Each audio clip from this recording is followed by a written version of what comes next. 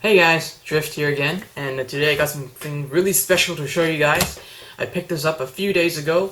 I haven't had a chance to game it yet, but I'm pretty happy with it. It is the MAGPUL PTS-C, just released in Canada. Very nice. I'm surprised that we actually got this quicker than the US, because I know a lot of places right now are still on pre-order, although I know some people may have been able to acquire one early. However, one of the local retailers here in Richmond, BC, Milsig Armament, they are a official MAGPUL PTS distributor, and they got these straight from PTS.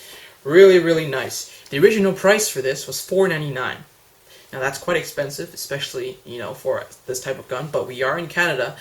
Some of the things are a bit more harder to acquire and require a lot more work and paperwork.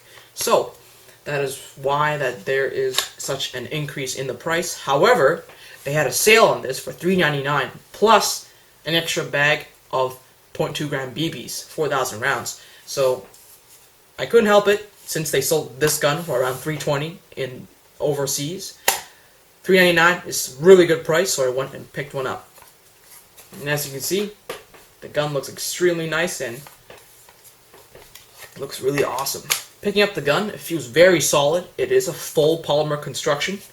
The only thing that's metal on the gun right now is the trigger. Everything else is polymer, including the rail at the top here. It's got an ambidextrous charging handle. It's got the swappable ejection port,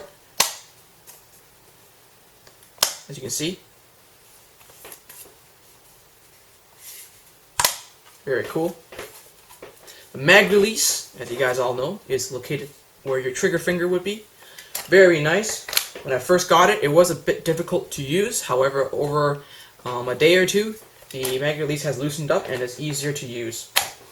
One thing that I do notice though is the magazines fit very tight in this gun. And that's a good thing. It doesn't wobble at all. However, I found that when you tug the magazine a little bit, when you tug it, the magazine release does not engage sometimes. This time it did, because it was worn in a bit, but when I first got it, I found that I had to kind of push it up a bit, and then press the mag release to release it. So it fits very tight, and I think that's also one of the reasons why the magazine release is so hard to engage. However, right now, it seems to be working fine. For this particular gun though, I would recommend using MAGPUL PTS Gen 2 magazines and nothing else. I have tried using a VFC 300 round Stanag type magazine. It fit very tight. It didn't lock in place unless I tapped it. I wouldn't recommend doing that because of course this gun is polymer. I wouldn't want to damage the frame or anything. So I would recommend sticking with these magazines. The gun came with a 75 round PMag. As you can see, it's pretty short. If you do have 30 round magazines, you can install them and they will work perfectly fine. However, right now, I think this configuration looks pretty nice. One thing I don't like though is that the rail is a bit low and it's difficult for you to get a good cheek rest on the gun.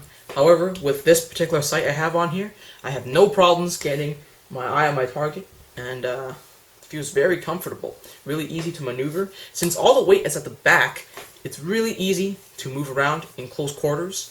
Whereas if you have an M4 of some sort, you have the barrel to worry about, and you can knock stuff over. Whereas your hand is already at the front of the gun, so you have a really good feeling of where the gun is in terms of how far it is from your body, so you can actually maneuver around corners much easier and much quicker and much smoother. And that's what I really like about this gun. The battery compartment is located in the grip. It does fit a 7.4 and 11.1 stick type.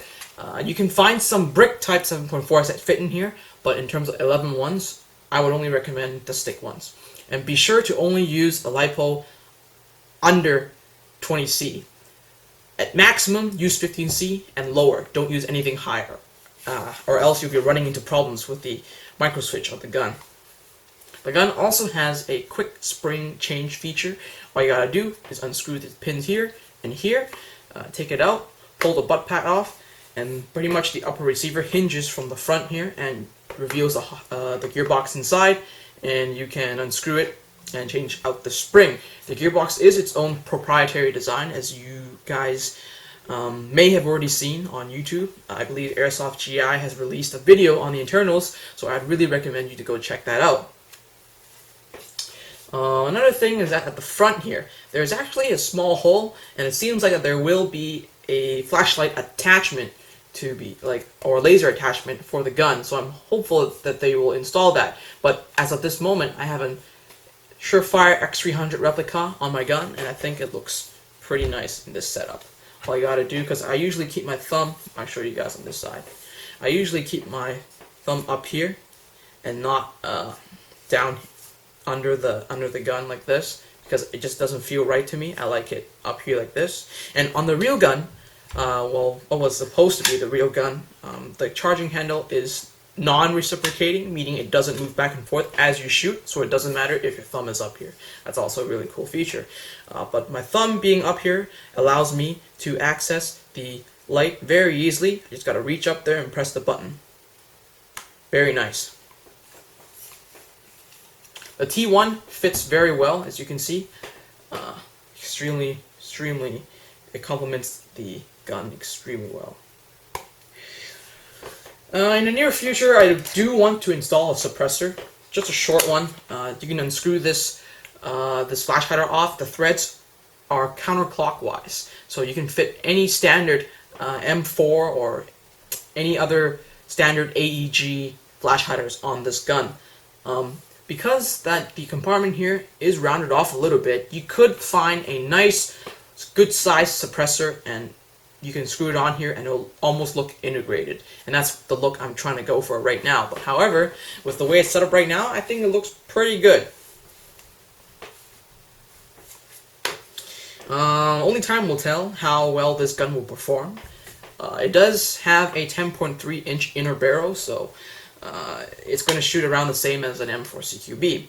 And a couple more things about the gun. It has a nice spring release feature down here, hidden right beneath the mag well. You just press it and it releases the spring and decompresses it, so your spring will last much longer.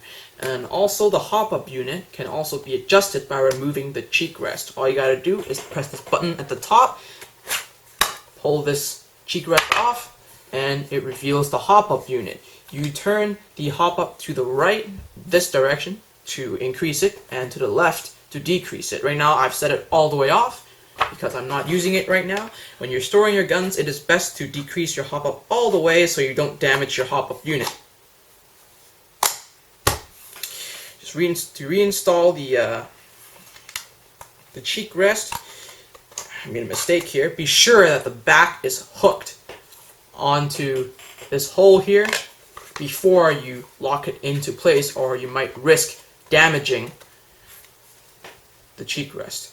So right now it is locked in place. Press down, clicks in place, and now your gun is fully assembled. Very, very cool. I really like this gun. The compensator looks very aggressive, very nice, but also very flush to the gun, giving it a very slick look. Anyways, guys, that's pretty much it for this first impressions review of my MAGPUL PTS PDR. And I will give you more updates as I use this gun in the games, and I will see you guys later. Thanks for watching.